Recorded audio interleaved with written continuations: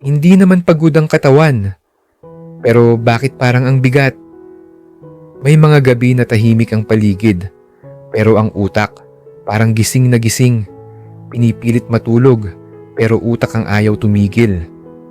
Paulit-ulit iniisip ang mga bagay na dapat nang bitawan, mga senaryong hindi nangyari, at mga salitang sana nasabi. Overthinking tahimik sa labas, pero gulo-gulo sa loob. Umiikot sa utak ang bakit ganun? Sana pala, paano kung... At lahat ng tanong na walang kasagutan.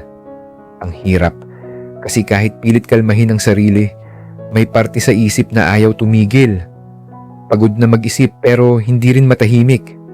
Minsan ang pinakaingay, yung sa loob.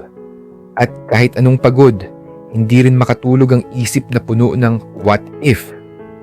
Pero sa gitna ng kaguluhan, may araw din na mapapansin. Unti-unting lumalambot ang bigat, kahit paunti-unti lang. Kasi kahit hindi agad mawala ang overthinking, pwede pa ring matutong huminga. Dahan-dahan, hindi kailangan laging may sagot. Minsan, sapat na ang pahinga. Comment mo sa baba, anong bagay ang paulit-ulit iniisip pero gusto ng pakawalan?